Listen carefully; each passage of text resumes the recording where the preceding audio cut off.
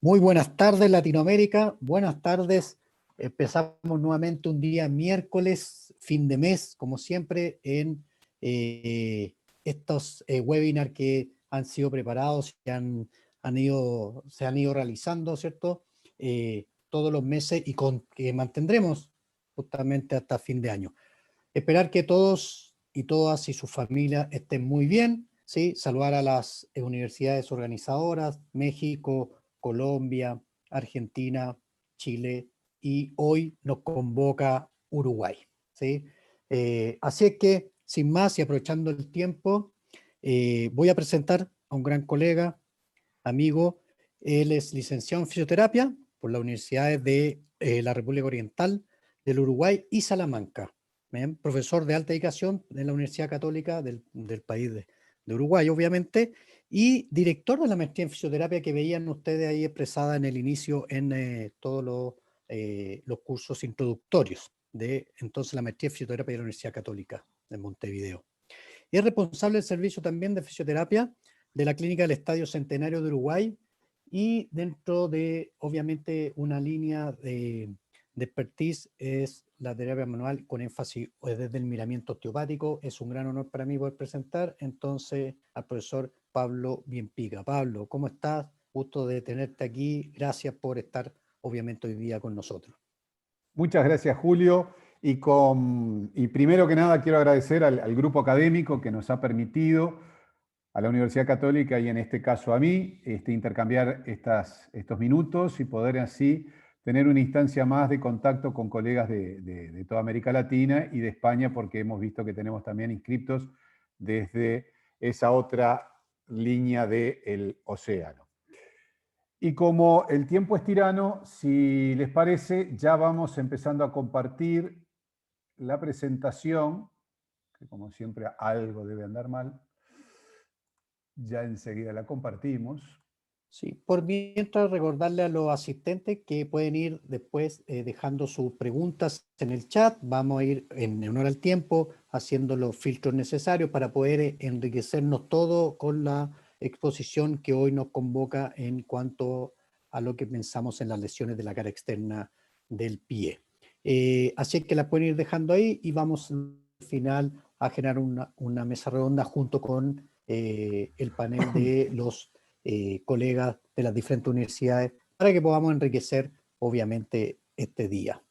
Bien, Pablo, cuando Ya usted quiera. estamos, que no quería salir, pero aquí salió. Bueno, muy bien. Nos reúne hoy entonces hablar sobre las lesiones de la cara externa del cuello de pie y hemos titulado esto ¿Qué pensamos cuando estamos en esa región? Y para hacerlo un poco interactivo, vamos a pensar y le vamos a dar 5 segundos para pensar qué lesión puede tener la cara externa del cuello de pie. Ahí empiezan los segundos.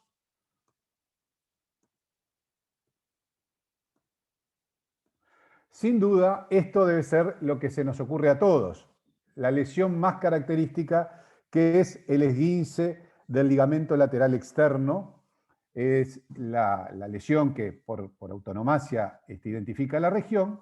Y ahora lo que vamos a hacer es dar otros 5 segundos para pensar otro sufrimiento de esta región. Pablo, perdona, no se está compartiendo tu presentación. Entonces va a ser muy difícil que ustedes la puedan ver. Qué raro. Ya enseguida me fijo a ver qué pasó.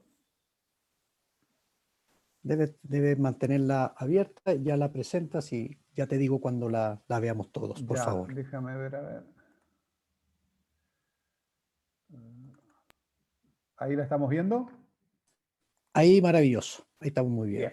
Estábamos diciendo entonces que estas imágenes son las primeras que nos surgen, que es la lesión del ligamento lateral externo, que es lo primero que se nos ocurre. Pero ahora tenemos que pensar un esfuerzo más en una segunda lesión de esta región.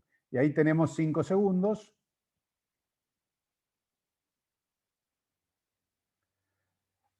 Y es de esta parte de la que vamos a conversar hoy, de las otras lesiones que pueden estar vinculadas y que en algunos momentos tendremos que asociar a el proceso de lesión lateral, que puede dar también una justificación a que nuestros esguinces no evolucionen de la forma que creíamos que debían evolucionar. Porque puede pasar que capaz que ese esguince no era tal, sino que era otro tipo de lesión. Así que de eso es que nos vamos a charlar un rato en esta actividad. Y ahora vamos a ver, primero pensemos, este tipo de lesiones, ¿será de relevancia? Y traje algunos datos para tener en cuenta. En primer lugar, tomando el libro de David McGee, que es Ortopedia, es un libro muy reconocido en el área traumatológica, nos dice que hay una prevalencia del 80% de lesiones de este tipo de actividad. Ahora va yendo a otro, que es un trabajo que hizo Jennifer Baldwin y está publicado en los archivos de Medicina Física y Rehabilitación, donde en un estudio que se hizo en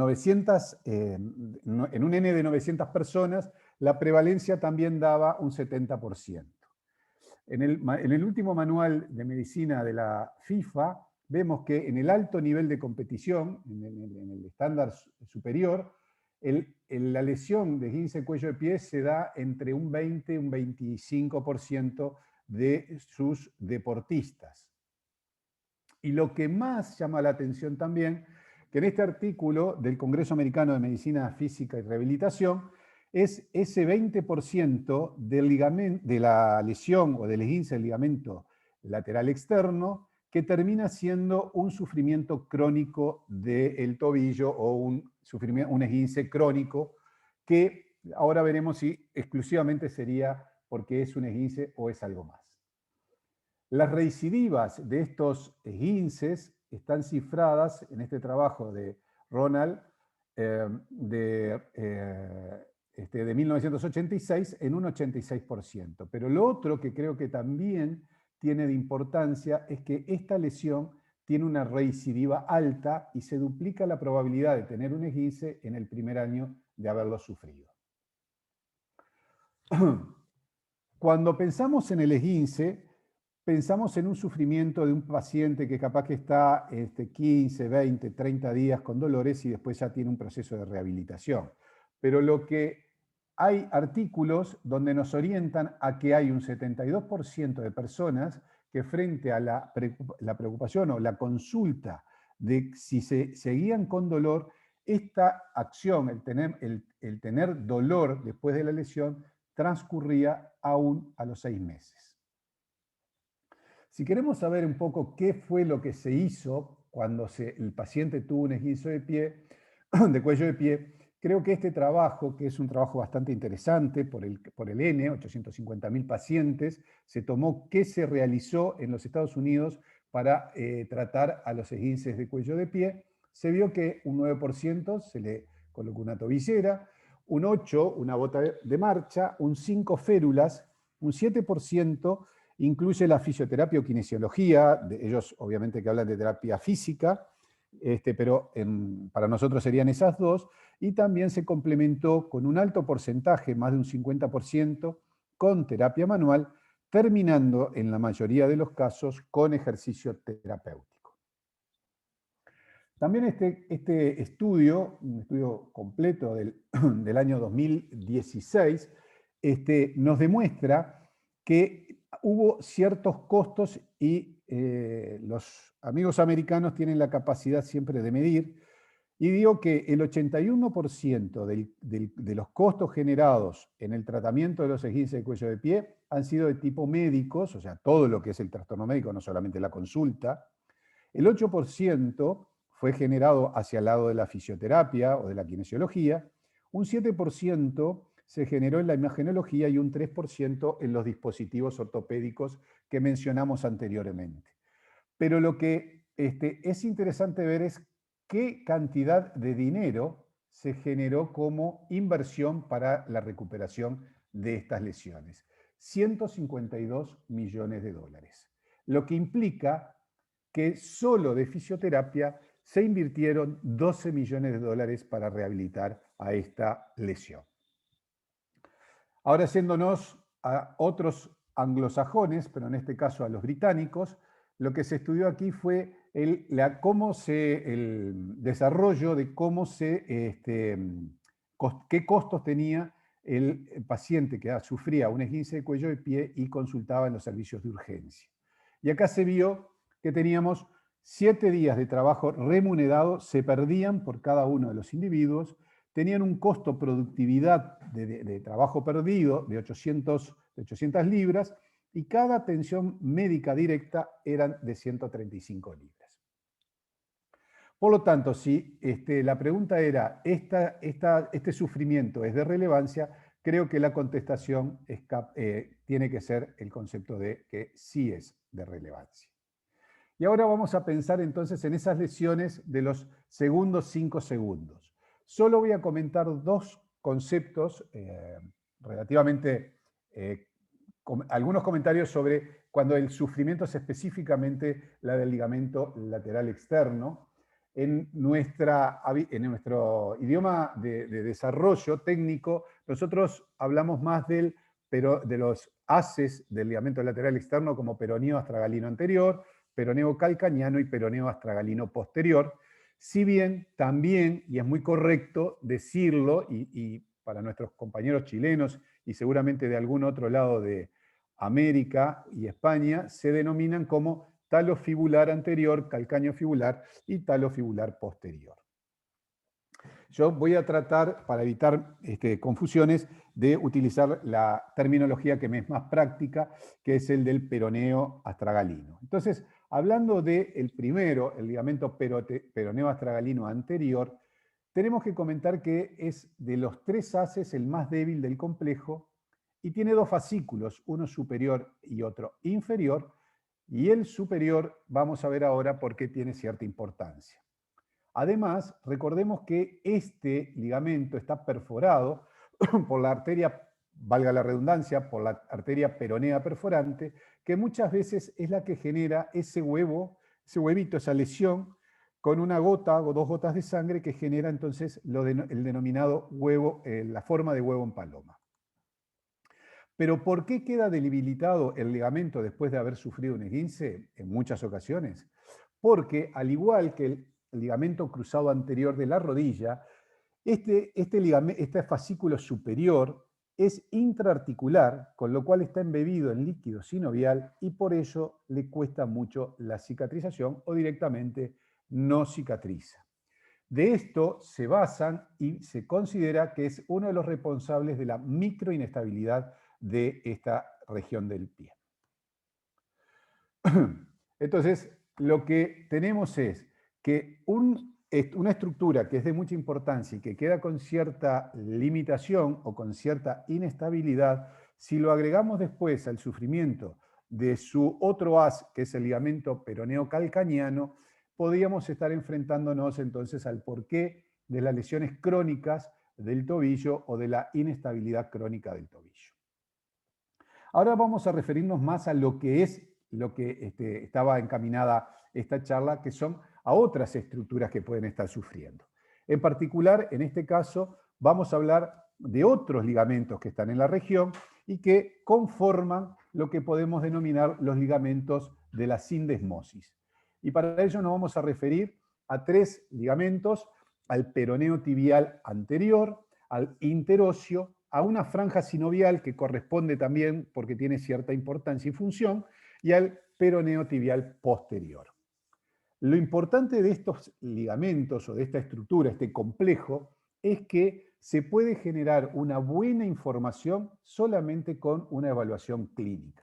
Vean que por la palpación tenemos una sensibilidad 0.92, o sea que es muy sensible y simplemente es llegar a palparlo, a tocarlos a estas estructuras, y si además agregamos una compresión, la especificidad de esta acción nos da un alto porcentaje de descartar dudas de que sea esta la región que está sufriendo. ¿Por qué encontramos entonces que esto puede ser de interés?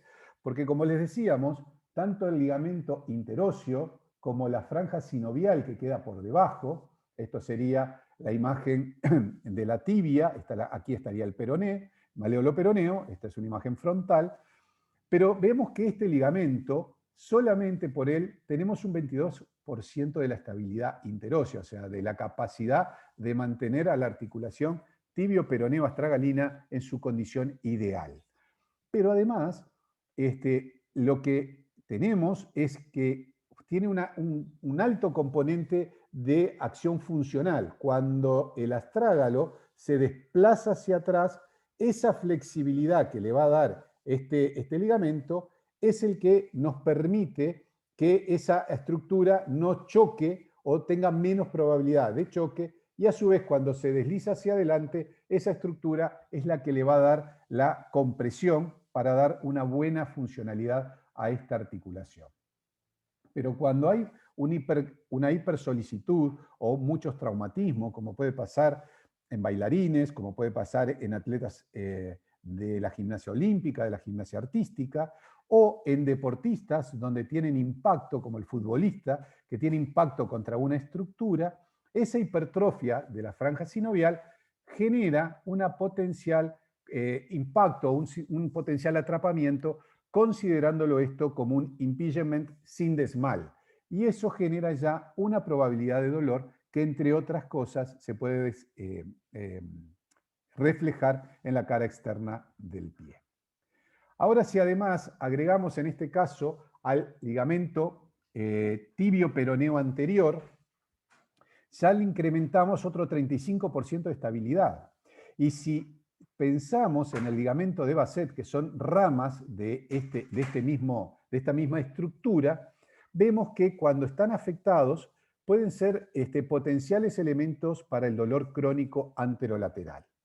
Por supuesto que uno diría, bueno, pero si eso es lo que molesta, ¿qué mejor forma de resolverlo que retirarlo? Bueno, pero también el retirarlo tiene sus inconvenientes, porque cuando se hace una liberación y se retira al ligamento de Basset, lo que se nos genera es una pérdida de la buena estabilidad, y entonces hay una traslación anterior del astrágalo, de tal forma que podíamos empezar a tener entonces una inestabilidad de toda la articulación tibio-peroneo-astragalina, con una sobresolicitud más allá de la cara interna, de la cara externa, que es la que estamos conversando en este momento, y eso nos atraería también un proceso de dolor en la zona. Sobre la franja sinovial, un poco lo que habíamos desarrollado, es la complementaria de esta, así que no vamos a desarrollar mucho. Simplemente seguimos entonces al ligamento tibio peroneo posterior, que en realidad como entidad puede llegar a ser casi un labrum, o sea que es un complemento de la articulación tibio peroneo astragalina. Y realmente quizás en esta otra imagen podamos observar en donde tenemos todos estos haces, espero que se vea vamos a cambiarlo a láser, capaz que se ve mejor. Toda esta región de aquí, donde está parte del ligamento tibio peroneo, bien digo, y además esta región de acá abajo, que conforman parte del ligamento, entonces, tibio peroneo. Más allá de este es el ligamento intermalleolar posterior, conforman entonces esa sujeción del astrágalo. Vean aquí a la tibia, vean aquí a el peroné. Esto es una vista posterior de la articulación, una vista cadavérica, obviamente, y vean aquí la superficie del astrágalo, como cuando esta superficie iría hacia atrás, esto es un buen componente de sostén. También quisiera llamarle la atención en este caso de la observación de la relación casi directa que hay entre el ligamento o el haz peroneo calcaneano del ligamento lateral externo y del ligamento peroneo tibial posterior. ¿Por qué? Porque cuando esta región se inflama, y que acá además hay otras estructuras relacionadas, que en este caso para la disección se han retirado, imaginen la presión que se ejerce, tanto cuando hay un sufrimiento de esta región a nivel de este ligamento, o viceversa cuando hay un esguince del ligamento lateral externo hacia esta región. Por lo tanto, quizás esto lo que nos permite es ver que muchas veces los componentes de dolor de la cara externa del pie no solo corresponden a ese ligamento lateral externo, que seguramente fue el primero que tuvimos en la idea, sino que también hay otros ligamentos que hay que tener en cuenta e identificar. Porque además, Es bastante simple hacer la identificación, no tanto del sufrimiento directo del ligamento, que dijimos que era por medio de la palpación y de la compresión intermalleolar, sino que también podemos ver la función con un cajón en donde se fija la pierna del individuo y se hace una tracción para hacer una traslación del astrágalo sobre la mortaja tibio-peronea. Entonces, tanto por medio de un cajón anterior, para evaluar cómo está conteniendo toda la región anterior que denominamos, como un cajón posterior para estar evaluando entonces el ligamento tibio-peroneo posterior y el interperoneo, intermalleolar. Pero no solamente de ligamentos se trata el sufrimiento de esta región. También tenemos, como conocemos, el pasaje de dos tendones de mucha importancia, el peroneo lateral largo y el peroneo lateral corto. Traje como presentación estas imágenes del doctor Ballester. Me olvidé de comentar que las otras imágenes son del doctor Xavier Martín, en donde en un estudio cadavérico se ha encontrado que hasta un 37% de las muestras han sido identificadas con desgarros de estos tendones y en muchos casos además con luxaciones. O sea que podemos ver que no es tan infrecuente y más en determinado tipo de actividades. ¿Cuáles son, según Monkey Davis, la mayoría de la etiología de esto? Bueno, la subluxación repetida del tendón como resultado de una laxitud del retináculo o, en otros casos, el atrapamiento en el surco retromalleolar de esta estructura. Lo que sí tenemos que ver es cuáles son los factores anatómicos que predisponen a esto. Uno, la alineación del tobillo y retropié. Acciones que podemos tener nosotros desde el área preventiva, quienes trabajemos en el área del deporte, haciendo controles antes de que nuestros deportistas sufran, porque esto es bien simple de poder hacer midiendo los ángulos a nivel de pierna y retropié. En los pies cabo y varos, o pie cabo, en donde podemos trabajar quizás con menos resultados, pero buscando una flexibilización de esos pies tan rígidos y buscando también capaz que un complemento de apoyo por medio de plantillas. Después tenemos cosas que ya son anatómicas y mucho más difícil de poder resolver, que son el canal retromalleolar convexo, que le permite, tiene muy poco espacio para que encajen los tendones y de ahí están la subluxación de una condición anatómica de la estructura. Esta, que es un poco una de las problemáticas que digamos pueden ser prevenibles, que es los esguinces a repetición o la inestabilidad crónica del tobillo, y una última, que ya es menos habitual, es el tener el espacio ocupado por otro tendón, que es un peroneo quartus o el tendón supranumerario de los peroneos laterales. Ahora, cuando pensamos en el peroneo lateral largo, debemos recordar que también tiene un os peroneum, donde no es tan, ese hueso sesamoideo no es tan infrecuente, ya que, como ven aquí, hasta un 20 o 25% de los adultos lo tienen y en muchos casos es bilateral. Entonces, este huesito encima puede estar en forma de una estructura o puede ser bipartito. Con lo cual, cuando hay un traumatismo sobre la región, además de, obviamente, poder romperse, lo que puede haber es una diastasis de estas estructuras y, por lo tanto, generar todo un componente inflamatorio que además después repercutirá sobre el peroneo lateral y sobre el dolor en la cara externa del cuello de pie, que es de lo que estamos tratando, de identificar diferentes opciones a tener en cuenta cuando pensamos en los sufrimientos de la cara externa del pie. Acá vemos justamente ese hueso sesamoideo que podría incluso, no sé si a ustedes, a mí particularmente me podría dar una idea también de una fractura de la estructura ósea superior, pero en este caso es un sesamoideo. Entonces, ¿cómo podemos evaluar rápidamente si este sufrimiento puede venir de los peroneos laterales? Haciendo una fuerza contra resistencia de la estructura y viendo si desarrolla inflamación y dolor o, en otro caso, viendo si esta estructura se luxa, se desliza hacia adelante del maléolo peroneo, entendiendo que puede ser entonces que estamos enfrentados a una luxación del tendón de los peroneos laterales. Pero también puede haber, y todos quizás hayamos tenido alguna de las experiencias típicas de que frente a un esguince de tobillo, un esguince de cuello de pie, también hay un arrancamiento, una abulsión de una cascarita del maléolo peroneo por su inserción proximal. En algunas estructuras es bien clara, como esta fractura, donde en una radiografía de frente se puede observar. En otras es menos clara, porque por lo menos a mí en esta zona, en una condición de exigencia, posiblemente me genere una duda, pero si el paciente está con dolor, si es un paciente que no revierte al tratamiento que se le está brindando, entendemos que hay otras opciones, que hay que trabajar en el equipo, que ahí se consulta con el médico que esté a cargo del paciente y seguramente con una tomografía podemos identificar mucho más claramente la lesión y entonces cambiar el tipo de tratamiento que se realiza. Para el concepto de fractura o de dudas de una fractura a nivel de esta región por abulsión, lo que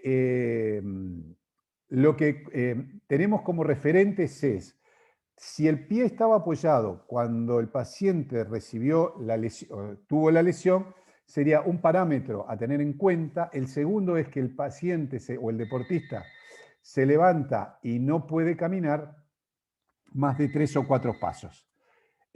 Por último, lo que tenemos como referente para poder solucionar esto es aplicar las reglas de Ottawa. ¿Qué son las reglas de Ottawa? Lamento el sonido que hay ambiente, las reglas de Ottawa son un consenso que hicieron desde el punto de vista de los médicos imagenólogos para tener una ayuda a la hora de decidir cuáles serían los casos que entendemos como esguince que tenemos para resolver en esta situación. ¿Y cuáles son esas reglas? Bueno, simples.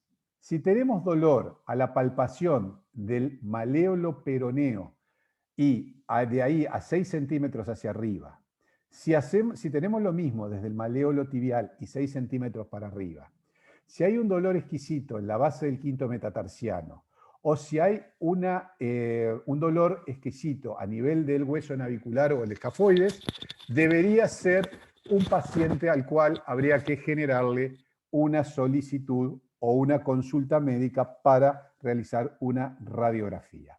Si aplicamos esta simple regla, se ve que tenemos mucho menos probabilidad de equivocar el diagnóstico de esguince con el diagnóstico de fractura. ¿A cuánto? Y bueno, bajan de un 15% a un 1%. Entonces, cosas simples que nos ayudan en nuestra práctica clínica habitual. Otra de las fracturas de la región es la fractura del hueso quinto metatarsiano y particularmente la que nos lleva hoy a tener en cuenta es la fractura de la base del quinto. Recuerden que el 68% de las fracturas de los metatarsianos es la base del quinto metatarsiano. Y que esta tiene una característica, desde el punto de vista de su vascularización, que puede llegar a generar una región una lesión avascular, generando una necrosis de su región más proximal. Y esto genera muchas veces retardo de consolidación, que según Cavanaugh es aproximadamente un 67%, nada despreciable, por cierto, y que nos permite a nosotros pensar claramente cuando nuestros pacientes están muy ansiosos por volver a la actividad física, porque total es una fracturita de un huesito, que ese huesito puede dar después trastornos complejos y que a veces hay que darlos un poco más de tiempo para su mejoría. En esta imagen vemos una clasificación 1, 2 y 3 y las asociamos a una fractura avulsión, que esta es la más característica de la inversión y de la tracción del tendón del peroneo lateral corto, pero que además, en general, ahora se está proponiendo que esto más que solamente sea por el peroneo lateral corto es una tracción de la banda lateral de la aponeurosis plantar. Después tenemos, en el grado medio de esta región, la fractura de Jones. Recuerden que lleva el nombre del doctor Jones, y que él la describió porque la sufrió él mismo bailando, y por eso esta también se denomina a veces la fractura de bailarines de salón, para diferenciarlas de las fracturas que tienen los bailarines de ballet por microtraumatismo. Entonces, la fractura de Jones como segunda acción, y por último, la fractura más característica de los infantes, de los grandes caminadores, que es la fractura por estrés por autonomasia. Esta fractura muchas veces se da en personas que generan un hábito imprevisto de grandes caminatas. Para valorar entonces esta estructura, tener en cuenta de tener una valoración clara, concreta y firme, dejando bien estable el retropié y el medio pie, y mover y controlar cómo responde la cabeza del del quinto metatarsiano frente a estímulos de movilización. También en esta región a veces tenemos una sobresolicitud del cuboides, y esa acción entre la dificultad de ubicación del hueso y sus articulaciones vecinas y sus ligamentos, y no olvidando que también pasa la porción larga, el peroneo lateral largo en la región, en los pacientes que hacen hiperflexiones, pueden llegar a tener esta lesión, que es una lesión inflamatoria que generalmente se desarrolla, como decíamos, por una hipersolicitación, o en algún caso por alguna caída, pero más que con una inversión, es con una inversión y flexión plantar. Entonces, esto se da más en los corredores que hacen a campo través y que tienen que hacer descensos, donde entonces la posición del cuello de pie está más sobresolicitadas. ¿Cuáles son los factores predisponentes? La tendinitis de los peroneos, por esa inflamación, y por eso lo remarcábamos en esta imagen cadavérica, la posición de la articulación subastragalinas, los terrenos anfractuosos, por lo que desarrollaba recién en las caídas, y en algunos casos los soportes plantares inadecuados, y me llamo atención en esto, ya que considero que deberíamos, quienes trabajamos en esto, manejar muy bien la baropodometría y otros tipos de evaluaciones, como puede ser los laboratorios de marcha, donde nos orienten mejor en la exigencia y en el trabajo final de ciertas estructuras del pie como entidad, ya no tanto de la cara externa. Recordar entonces, como tenemos compañeros que estamos formándonos, o sea que creemos que acá la idea del grupo académico es que haya estudiantes, identificamos la base del quinto, y después de la base del quinto, en el tercio más externo, es donde se localiza el cuboides, y se hace una palpación puntual del cuboides para tratar de ver cómo, si hay dolor, y si el dolor es exquisito, nos deberíamos pensar que puede estar afectado. Vamos ahora entonces a una afectación, esto que estuvimos desarrollando posiblemente haya en todas las edades, pero lo vemos mucho en las edades adultas. Ahora vamos un poco más a chicos más jóvenes, a gente adolescente, a pesar que se puede desarrollar de ahí en todas las edades, pero ya con un desarrollo definido, que son las coaliciones tarsales. ¿Qué es una coalición tarsal? Es la fijación de una articulación imprevistamente por diferentes situaciones, por una fibrosis, por una condición cartilaginosa, por una sinostosis, o sea, una integración ósea en un lugar que no debería tenerse, o por ciertos componentes infecciosos, traumáticos o inclusive quirúrgicos. ¿Cuáles son los huesos más receptores de esta situación? El astrágalo con el calcáneo, el astrágalo con el escafoides con el calcáneo. Esta es la región de las coaliciones. Entonces podemos ver acá una de ellas, donde tenemos al hueso escafoides, y en este caso al hueso calcáneo, donde se está conformando la fijación y por tanto no vamos a poder después tener una movilidad en esta región. En este caso sería con el astrágalo y con el calcáneo. Aquí, que ya está más identificada en una resonancia magnética, donde es el astrágalo con el escafoides aquí adelante, y acá un proceso en donde ya se ve en uno de los pies la fijación completa entre el astrágalo y el calcáneo, y en el otro ya está siendo a la conformación del mismo problema. En realidad, la coalición puede convivir con la persona y no tener ningún tipo de dificultades. Pero si ya se empieza a sobreexigir, y piensen entonces en una persona, un chico joven, estas condiciones se dan en personas de poca edad, entre los 8 y los 12, o entre los 12 y los 16, o sea que es un proceso en donde el joven empieza a hacer actividades y posiblemente si convive con una actividad basal no va a tener dificultades, pero si ya empieza a tener alguna actividad de mayor exigencia, estas estructuras, o por el proceso que se va generando la coalición, puede darse que comiencen a dar dolor. Una de las características de los pacientes es que relatan que tienen cansancio en los pies para ser personas jóvenes, lo cual no es tan habitual, y que a veces si corren en superficies estables y no tan duras, no tienen dolor, y cuando comienzan a hacer actividades en terrenos anfractuosos, tienen un poco más empieza el dolor y notan que puede ser hacia la cara externa esa dificultad. Siendo ya las últimas presentaciones de hueso, creemos que es importante recordar, disculpen, el sufrimiento de la región posterior del astrágalo, donde tenemos el tubérculo medial y el tubérculo lateral, donde conforman juntos un túnel para que pase el tendón del flexor del primer dedo, y esto nos va a dar una referencia después para nuestra actividad clínica.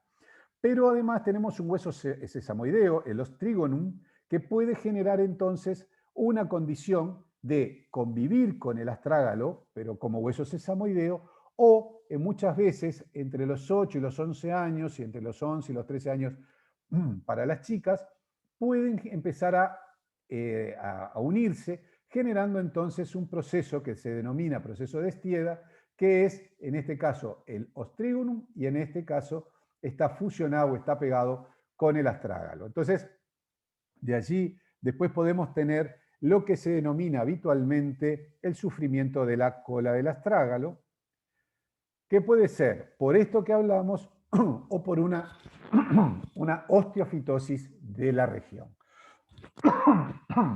En cualquiera de los dos casos, cuando el individuo hace flexiones plantares importantes o con un elemento que le genere resistencia, como puede ser un balón de fútbol, o en un caso de bailarines, donde tengan que hacer un apoyo en puntas, puede pasar que además de la compresión se empiecen a ver diferentes patologías. Entonces acá los invito a ver la fractura de Cloquet, donde se observa una clara disrupción en la región posterior del astrágalo. En este caso ya es más difícil, en esta resonancia magnética vemos ahí un puntito de inicio de la fractura, pero sí lo que se va a ver es muy brillante el edema óseo que tenemos en T2, o en este caso, en esta región, en una T1, vemos más inflamación por solamente un componente edematoso del hueso sesamoideo. En esta última, una fractura por estrés, acá está el hueso astrágalo, acá está la puntita, y vemos cómo se va necrosando ya esa estructura y cómo brilla, como hay blanco inflamatorio en la región. Y ya por último, quizás en pacientes un poco mayores, en aquellos que han hecho mucha gimnasia olímpica o los que han trabajado mucho en la condición del ballet, que podemos empezar a ver no solamente al hueso y cierto deterioro con una osteoporosis o una osteopenia, sino que además podemos identificar una serie de osteofitos inclusive hasta algún cuerpo extraño como este que tenemos acá. Así que estos individuos, que generalmente tienen otros componentes y relatan esos dolores, también recordemos que lo van a participar como dolores también en la cara externa del pie.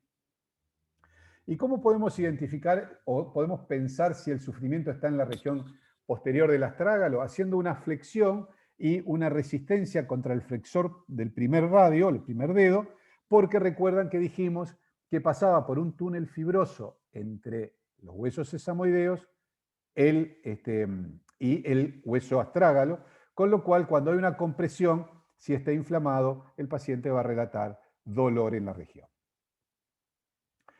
Ya sin extendernos mucho más, porque los minutos se van yendo, quería decirles nomás que hay una condición, esto es una exostosis del hueso calcáneo, este es un hueso calcáneo normal, y aquí con una exostosis, que es el síndrome de Haglund, que genera, no por solamente la exostosis, sino por la bursa retrocalcaniana que se encuentra en la región, en este caso sería la normal, o sea que no existiría prácticamente, pero genera entonces una bursitis con el rozamiento, y esto es bastante llamativo porque clínicamente podemos ver esa exostosis. Podemos ver esa estructura que muchas veces consultan a ver si se le fracturó algún hueso u otras condiciones, porque el paciente dice, yo antes no lo tenía y cada vez lo tengo más. En realidad lo que vemos es que se inflama la bursa, entonces tenemos una bursitis retrocalcaniana. Esto, que no es una enfermedad, en realidad, esto es la condición del cartílago de crecimiento del hueso calcáneo, pero por la tracción, y esto es encima un bipartito, o sea que tampoco está fracturado acá, sino que es así el cartílago de crecimiento, lo que sí podemos tener es que por la tracción del tendón de Aquiles, esta estructura se inflame y entonces de la osteocondritis o la denominada apofisitis del calcáneo, muy frecuente en los chicos de 8 a 15 años y que está denominada como enfermedad de Sever, a pesar de que es eso, es una osteocondritis, en realidad es un sufrimiento benigno y que no deberíamos insistir en hacer muchas acciones de curación, sino esperar un poco que la propia evolución y la disminución de la actividad deportiva le dé calma al paciente. Pero no queremos dejar de irnos de esta región sin pensar también en los nervios que están por esta zona. Me quedan 5 minutitos, vamos a ser un poquito más rápidos. Recuerden entonces, en el caso la condición del nervio peroneo superficial, parte del nervio ciático, después el confort a nivel de la salida lumbar. Después pasamos al nervio peroneo común a nivel de la rodilla y después ese nervio se va a subdividir y se va a concebir el concepto del nervio peroneo superficial que va a inervar a los peroneos laterales. Acá podemos ver el nervio peroneo común y el bíceps femoral, donde es atravesado y puede tener entonces un lugar de atrapamiento o una condición de sufrimiento. Pero cuando sufre esa estructura, permítanme, cuando sufre aquí, nuestra respuesta, como toda condición de una afectación nerviosa, es a nivel distal. Y entonces esta estructura puede dar información en la cara externa del cuello de pie. Lo que sí tenemos como diferencia, que como el nervio se queja desde arriba, es mucho más fulgurante, es mucho más, llamativa la condición del dolor porque irradia para más lugares. Otro lugar donde puede estar afectado, ahora en este caso es el nervio sural, es, como ven aquí, en la región del pasaje retromalleolar, en el peroné. Y por lo tanto podemos tener tanto a nivel de la región proximal como a nivel de la región distal una condición de sufrimiento y como estos son nervios sensitivos pueden dar información a nivel de la cara externa del pie. Cerrando un poco los conceptos, no nos da mucho tiempo, pero vamos a dejar aunque sea el concepto.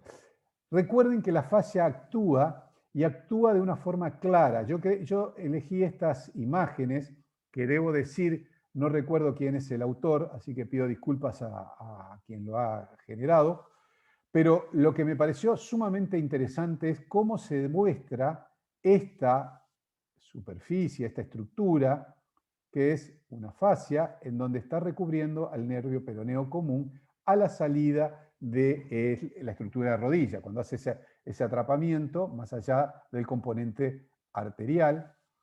En este caso, vean como también en la fascia del peroné, de los músculos peroneos laterales, tienen una adherencia y cómo pasa por un túnel, como es un túnel fibroso, y esto genera, por ejemplo, en las arterias que lo perforan, posibles sufrimientos, y de esa condición también puede dar, quizás no tanto en ese caso, sensaciones de dolor en la cara externa del pie, pero sí puede dar disfunciones vasculares que terminan generando una falla desde el punto de vista de los componentes dinámicos, o sea, de los músculos, y que termina dando entonces lesiones en el ligamento lateral externo o todas estas otras estructuras.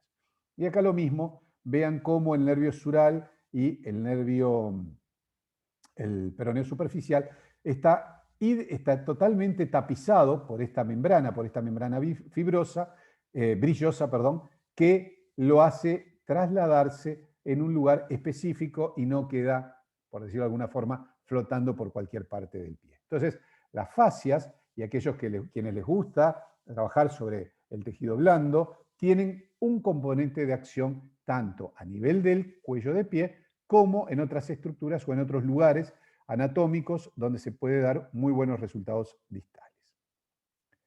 Entonces, cerrando un poco la presentación, quiero comentarles que nos parece que si bien nuestro primer pensamiento debe ser la lesión del esguince ligamento lateral externo, porque es lo habitual, no es el único sufrimiento. Cuando nos enfrentamos al dolor lateral del pie y no evoluciona, creo que lo mejor es repensar si no tendremos alguna otra acción por la cual el paciente incluso llegó a tener un esguince, y por ese lado empezar a tratar de darle otras propuestas o hacer alguna reconsulta con el equipo de salud para poder colaborar en un diagnóstico más asertivo. Lo bueno que tenemos, como habrán visto, es que si bien hay algunos estudios que nos orientan y nos definen y el equipo médico puede solicitarlo, también la semiología, el entendimiento de lo que va ocupando cada región y la palpación, por eso el manejo de la anatomía palpatoria es tan importante, nos dan mucha de la información que tenemos. No olviden que si nombramos allí tanto por el ligamento tibio peroneo posterior, lo dijimos por ese receso de sinovial que hay en la cara interna del maléolo tibial, hablamos de una condición en la cola del astrágalo, etcétera, etcétera, etcétera. O sea, hay muchas oportunidades donde puede haber un impacto de la articulación tibio peroneo astragalina y que está dando información a nivel de la cara externa del pie. Y recordemos que las técnicas de coaptación funcionan muy bien en estos casos, mucho más que las técnicas de movilización osteokinemáticas. O sea que no siempre hay que insistirle al paciente en que flexione, que se ponga a punta de pies, etcétera, etcétera, etcétera, sin antes haber hecho una buena decoaptación de la región. Y por último, decirles que la región vascular, si bien no nos daba los tiempos y por eso la dejamos, es a veces la olvidada, pero sí tiene un vínculo en los sufrimientos de esta región. El sufrimiento vascular, entre otras cosas, genera extravasación de líquidos, esa extravasación de líquido da inflamación, esa inflamación da una mala situación o una disfunción a nivel de lo articular, da una compensación muchas veces de músculos para tratar de trabajar sobre el que no está bien irrigado, y esas condiciones pueden terminar generando diferentes tipos de sufrimientos. Entonces, no olvidar todo lo que está vinculado a lo vascular, ya que estos pueden generar procesos inflamatorios y que esta estructura no se trata específicamente en la región, sino que deberíamos pensar en qué nervios o qué sistema nervioso inerva a las paredes de una arteria o de una vena, y por lo tanto también podemos trabajar con el sistema simpático y parasimpático, intentando colaborar con el sufrimiento distal, pero a distancia. Así que, estimados, creo que con esto viene muchísimas gracias por estos minutos que me han dejado. Espero no haber sido muy extenso y particularmente no haberlos aburrido demasiado. Con esto ya quedamos, estamos a disposición. Estas son las formas de ubicación, por si alguien quiere en otro momento tener una instancia de diálogo, una instancia de intercambio de ideas. Y ya en este momento entonces dejo, si puedo salir de aquí, a nuestro amigo. Muchas gracias, A ver si puedo Pablo. salir, estimado. Muchas gracias. Dale, ponle arriba Ahora sí. Ya ahí quedamos está. entonces a Sí, disposición de no, ustedes. muchas gracias. Realmente abrir el abanico de posibilidades en los caminos terapéuticos es muy importante. Ya lo decía Siriax, que lo que no sabes o no lo has visto o no lo reconoces, no lo puedes ver finalmente, lo cual es importante. Quizás no vamos al diagnóstico de manera precisa, sino que solamente la orientación y saber que pueden existir otras entidades es altamente relevante.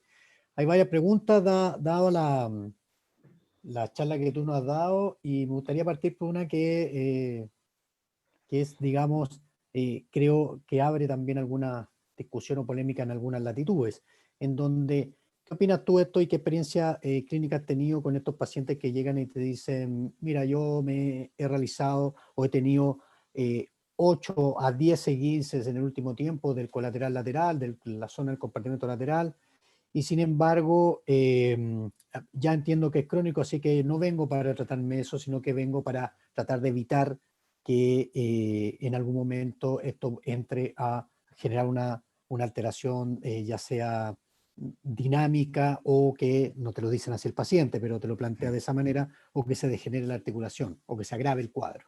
¿Qué piensas tú si existe el concepto de esguince crónico? Eso es como lo primero clínicamente, ¿cómo lo has visto tú? Y me gustaría que introdujeras ese concepto, viste, que para mí es muy bueno de la inestabilidad crónica de tobillo. Ok. Mira, yo primero que hay muchos pacientes en nuestro país. Ustedes sabrán que a los uruguayos nos gusta mucho el fútbol. Y todos los muchachos de 40, 50 y demás años, no solo nos gusta el fútbol, sino que creemos que tenemos 20 años para jugar al fútbol. Y entonces solo jugamos los domingos, para estar bien cuidados. No hacemos nada en toda la semana, pero el domingo nos vamos a jugar unos hermosos partidos de fútbol que generan habitualmente unos hermosos esguinces o sufrimientos de la región.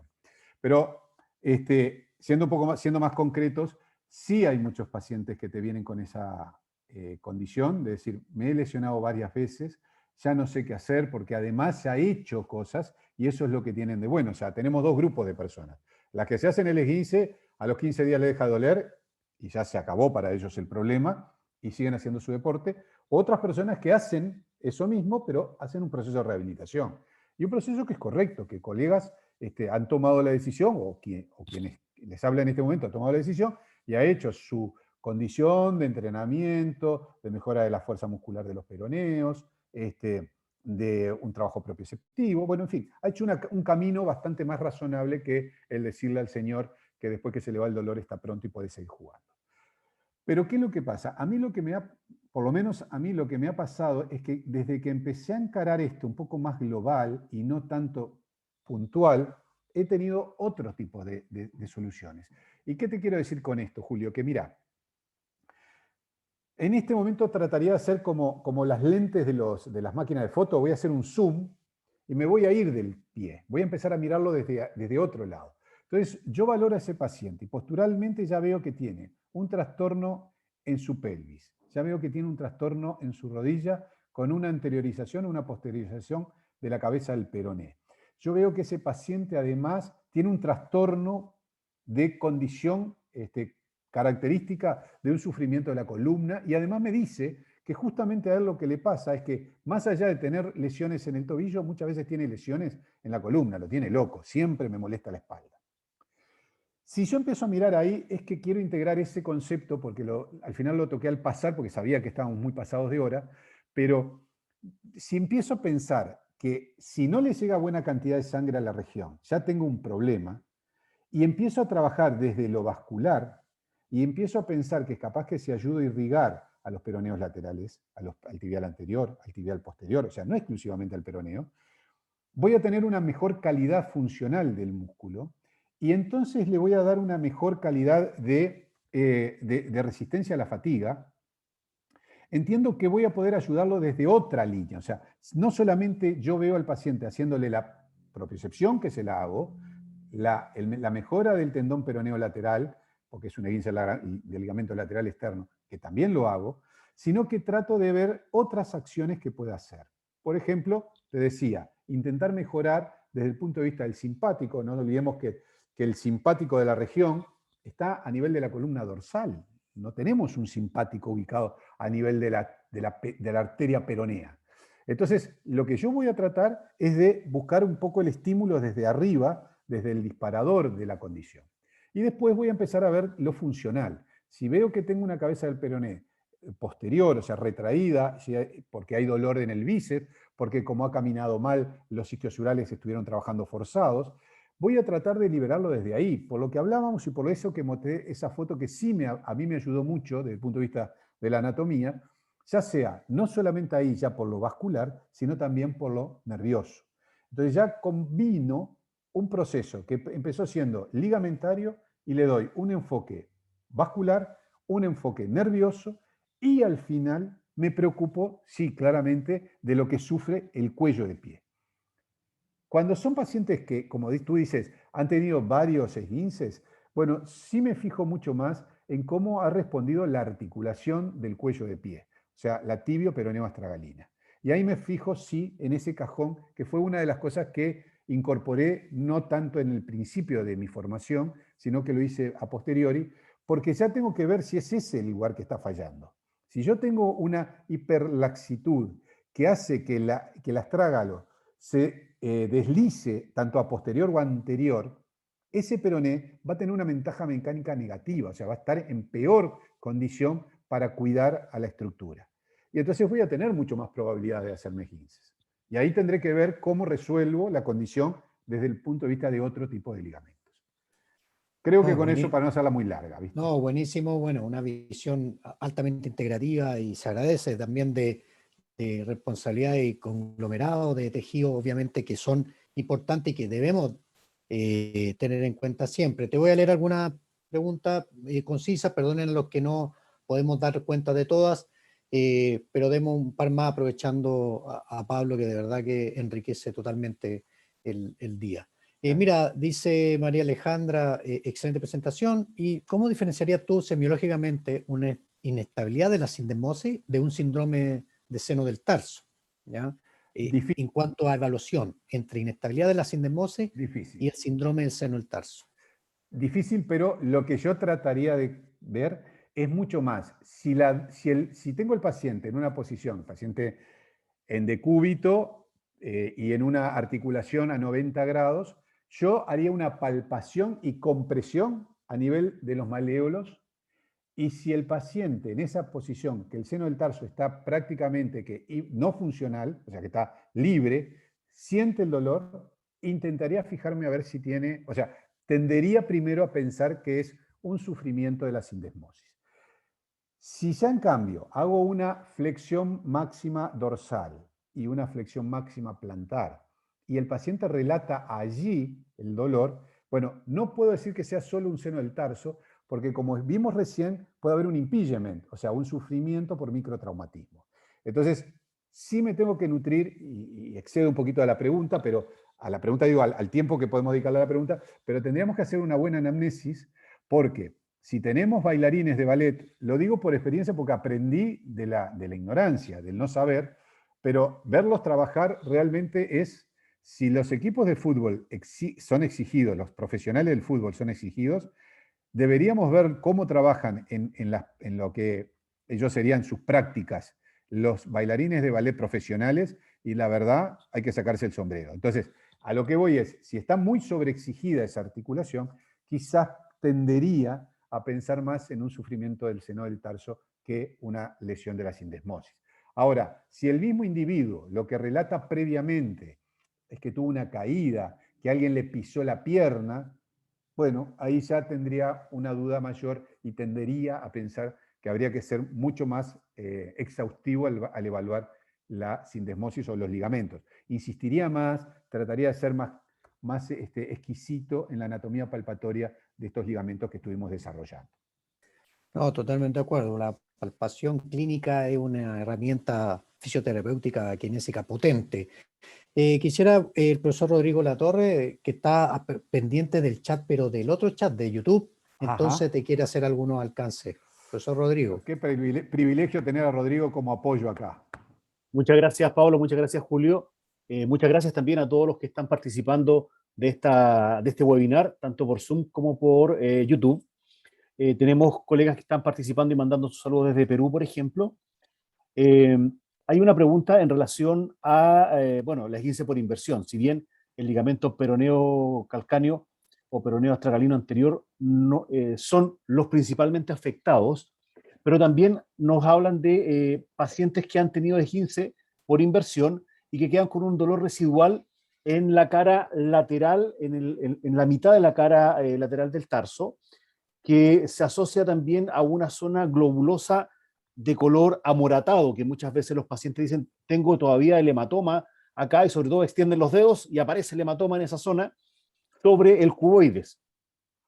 En relación a la diapositiva que mostraste, donde pasaba el nervio peroneo superficial por esa zona, tenemos en concomitancia el nervio peroneo, el músculo pedio o extensor corto de los dedos, que es ese amoratamiento, y el cuboides, que están en tres niveles, pero están en la misma zona. ¿Qué diagnóstico diferencial tú nos propones para diferenciar cada una de estas estructuras? Bien, en primera instancia, si ya tenemos el hematoma desarrollado y es agudo, yo lo que te diría es que no hagamos un diagnóstico diferencial. Convengamos que los tres están afectados en más o en menos. ¿Por qué? Porque el hematoma y la extravasación de líquido que tiene la región va a afectar al nervio. Pongamos que el nervio no tuvo ningún tipo de problemas, pero va a estar afectado ese nervio por extravasación, por compresión, por incremento de la presión en la región. El músculo pedio debería estar afectado porque es el que rompe y que generalmente hace ese sangrado que después permanece en la región. Y el cuboides, pensemos primero en que el cuboides no es el que se fracturó, sino que es el músculo pedio el que sufre. Pasado ese proceso agudo, que hay que dejarlo en reposo, que hay que tratar de que ese paciente realmente no apoye, que utilice muletas o bastones canadienses, o como se considere que la órtesis de apoyo pueda funcionar. Lo que yo sí, ya ha pasado un periodo y ahora trabajando sobre los 15 días, los 20 días, ahí lo que buscaría sería, primero, ver qué pasa con los flexores de los dedos, porque si en el caso de ese paciente tener una dificultad en la flexión de los dedos, estaría pensando más en un pedio. Si voy a la palpación exquisita, y ahí lo que tengo que hacer es diferenciar la base del quinto metatarsiano y generar una compresión un poquito más interna para tratar de ver cómo se comporta el cuboides, si hay un dolor exquisito, si hay una sensación de que ahí es donde me duele, bueno, no dejaría de pedirle al paciente que consulte con su médico tratante para de repente poder descartar una lesión mucho más específica del cuboides. Y a nivel de lo que es nervioso, me fijaría en la cara externa y anterior del cuarto y quinto radio, si tiene una sensibilidad mantenida o si tiene sensaciones diferentes. Y con eso trataría de tener un poco la definición de qué lesión tiene nuestro paciente y actuar en concomitancia. Perfecto, muchas gracias, Pablo. Profesor Julio, hay más preguntas en el Sí, chat. vamos en honor al tiempo, sí, Pablo, vamos a ir cerrando, pero voy leyendo algunas cosas y ya vamos con esto cerrando y finalizando esta brillante presentación. Bueno, hay varios que han ido generando su aporte, te lo algunos. Juan Rodríguez nos dice excelente presentación, creo importante tener en cuenta una visión global del miembro afectado, algo que nombraste y luego encadenaste en esta secuencia de eslabones que tienen relevancia y responsabilidad en lo que has tú nombrado hoy día. Y Mario León nos dice una fractura del sustentáculo tali que queda por la cara medial ciertamente del pie perteneciente al calcáneo. ¿Genera dolor hacia la región lateral del cuello del tobillo? ¿Puede potencialmente hacerlo sin una fractura del sustentáculo? ¿Qué crees tú? En principio, lo que tenemos, entre comillas, de bueno, es que la fractura del sustentáculo da dolor en cara interna claramente, o sea que podemos tener un factor diferencial. Pero también tenemos que recordar que el cambio de apoyo de esa estructura cuando hay dolor y como hay una tracción muy importante de tanto los músculos tibiales anterior como posterior, podrían llegar a dar por tracción o por disfunción a nivel de la región un dolor irradiado o un dolor, no es la palabra irradiado porque no es por el concepto de nervio, sino que es un dolor regional y podría llegar a tener. Pero tiene tanta predominancia el dolor en la cara interna que claramente podíamos diferenciarlo con un dolor que no es desde un punto de vista primario de la región de la cara lateral. O sea que sí puede dar, en la experiencia, no recuerdo haber tenido uno concreto o lo que me sucede es que es tan claro el sufrimiento de la cara interna o la cara medial del pie que no me he percibido tanto la preocupación de mirar en la cara externa, pero sí creo que puede haberlo. Bien, yo había dicho que ya íbamos a ir cerrando. Voy a aprovechar por la paciencia y que estamos aprendiendo todos de hacer un par de intervenciones más y ya me permito cerrar. Por favor, Pablo, perdona el abuso sobre lo que tú nos estás entregando. Querido Bueno, amigo, es un placer porque estamos trabajando o compartiendo entre compañeros y vernos gente de muchos países, como en este caso. Lamentablemente, no en forma personal y menos en forma de pantallita, pero sabemos que están ahí y nos agrada muchísimo que allí estén. por lo mismo desde Nicaragua y saludos para Centroamérica, representado en este caso en nuestra organización por México.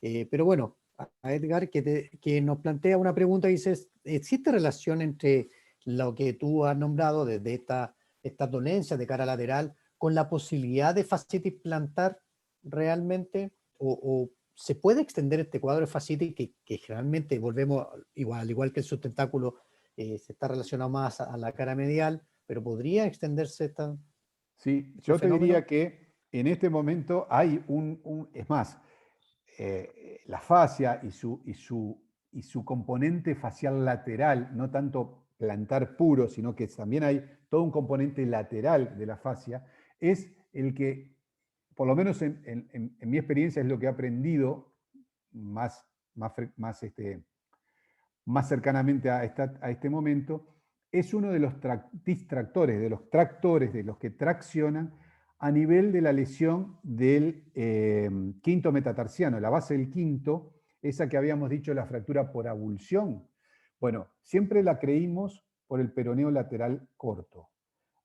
En realidad, biomecánicamente hay estudios que dicen que sería raro que el peroneo lateral corto pudiera traccionar al nivel de la fuerza que tendría que hacer para arrancarlo a la base del quinto, pero si está traccionando hacia arriba el peroneo lateral y hacia lateral, no hacia lateral, hacia posterior, este componente fibroso de tipo conjuntivo, de tipo fascia, sería uno de los factores que genera la fractura. Entonces, sí que creo que puede dar el sufrimiento a nivel lateral. Lo que sucede, y acá otra vez, viendo un poco, aclarando, por decir así, los componentes, el individuo que tiene sufrimiento de fascia, una fascitis plantar, incluso no la espina calcaneana, como la gente dice, tengo la espina, sino la fascitis que tracciona a ese osteofito, el dolor es mucho más puntual en la parte plantar y por lo tanto daría como más probabilidad. A mí me daría a pensar que ese componente de decir tiene una fascitis plantar lo buscaría siempre bien en la palpación de la fascia y no tanto en la palpación de estructuras laterales. Y bueno, voy a hacer una pregunta que está establecida, te la leo de Gustavo, que le agradecemos también su participación. La verdad que esto puede tornarse en un debate relevante entre todos los asistentes, podría ser, porque dice así, la leo textual, dice, ¿no sería positivo enseñar mecánica del paso y cómo caminar desde niños? Voy a tomar niños, la edad desde los 5 a 12 años, puede ser, me voy a situar en ese contexto, porque por debajo de eso el pie todavía aún muy maduro, tiene mucho por delante, por decir, ¿cierto? Y bueno, dice, se refiere a que sea parte de la educación inicial, ya que muchas patologías y lesiones son a causa de la mecánica de la pisada. Entonces, quizás trabajar a los niños, lo que plantea Gustavo, técnicamente en el estadio de mayor labilidad, sacando a los menores de 5, voy a dejarlo fuera porque si no se extiende mucho más el debate, sí sería una estrategia importante. ¿Qué crees tú ahora ya en un contexto global de movimiento? Te voy a ser muy claro y muy sincero. Preferiría que escuchar a otros profesionales que capaz están más habituados a tratar niños porque yo no veo niños. Entonces, puedo tener una opinión y la puedo dar con muchísimo gusto, pero tanto para mis colegas uruguayos que me conocen y para quienes no, sería muy atrevido de mi parte que haciendo 15, 20 años mínimo que no veo un niño, opiné demasiado sobre eso. Como concepto general, yo estoy de acuerdo que cada vez tenemos que integrar más conocimientos funcionales, como por ejemplo el análisis de la marcha, el concepto de apoyos, de cómo apoya, integrar elementos o medidas, que es una condición que si bien es costosa, no siempre tiene por qué ser excesivamente costosa.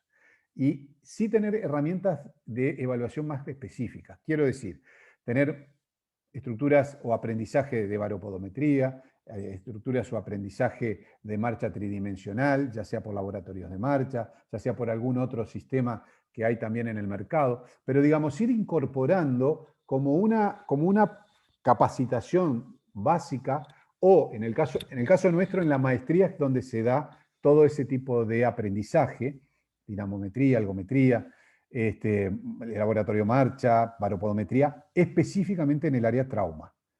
Entonces, esa es la opinión que puedo dar, pero mucho más que eso no puedo opinar porque sería un atrevido para este tema. No, dale, de acuerdo. Ahora, yo decía por el concepto también, y ahí hay que tener atención, Gustavo, que enseñar técnica a un pie que en desarrollo, en realidad, el pie es un segmento.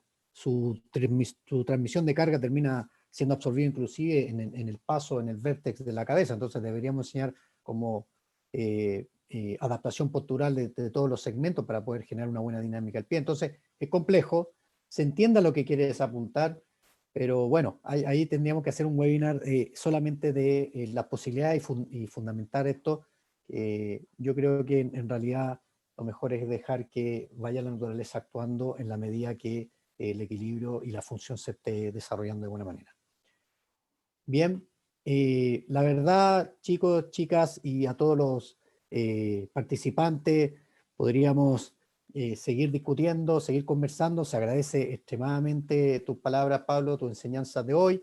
Te dejan muchos saludos, bastante gente. Agradecemos de todos los países que se han ido, obviamente, sumando, como siempre. Y bueno, el debate queda abierto. La idea es que a partir de esto también cada uno se vaya generando sus propias creencias, sus propios manejos y vayan complementando con lo que se va diciendo. Agradecemos la conexión de todos, espero que sigan, ojalá todos muy bien, ustedes y familia. Pablo, nuevamente, no dejo de agradecerte este día y esta presentación. Quisiera así la gente de la Universidad de México, la Universidad de Colombia, por favor, si conectaran cámara y nos pudieran saludar y obviamente darnos la despedida, para mí sería súper enriquecedor para que sepan esta integrabilidad que tenemos latinoamericana es real. ¿Sí? Entonces, Osvaldo, Carlos, Rodrigo, Lady, si está, por favor ahí les doy todo el tiempo para que ustedes hagan los aportes que tengan. Muchas gracias. Buenas noches. Yo agradecerles y acá estamos a la orden para lo que necesiten, pero agradecerles, muy buena la presentación. No me quiero meter mucho porque en el deporte aquí el objetivo es quitar dolor y después se ve todo lo otro, ¿no? Pero esa es la realidad del día a día de deportistas de élite. Después se ve la otra parte, sí. pero es un tema tan... Bueno, y muchas tenemos gracias, laboratorio. muchas gracias, Pablo. Por supuesto que siempre quedan cosas para conversar, y es un tema siempre recurrente, el tema de los esguinces de tobillo, así que me parece que fue muy clara la presentación en cuanto a las estructuras anatómicas y la identificación de cada una de ellas, así que me parece muy interesante. Así que gracias y bueno, nos veremos la próxima. Si Dios quiere, Osvaldo. Un saludo muy especial desde Colombia. Mil gracias, Pablo, por tu presentación, excelente, muy clara y pertinente. Bueno, en esta oportunidad nos acompañaban varios estudiantes de la especialización de terapia manual ortopédica, entonces, bueno, un tema muy interesante. Mil gracias y mil gracias a todos, un saludo especial para todos los países y los esperamos de nuevo en el próximo webinar. Gracias, Lady. Bien, muchísimas gracias también por acá, desde la esquina de Sudamérica. Gracias por la tremenda presentación, Pablo, por compartir tus conocimientos. Muchas gracias a todos los colegas que participaron como asistentes, ya que seguramente van a poder seguir trabajando y desarrollando nuestra linda profesión en todos nuestros países. Y por supuesto, a seguir cuidándose porque la pandemia todavía no la controlamos. Cuídense mucho y un abrazo. Nos vemos, Rodrigo. Chao, chao. Que estén muy bien. Mil gracias a todos. Cuídense Buenas mucho. noches. Buenas Hasta noches. luego, buenas noches.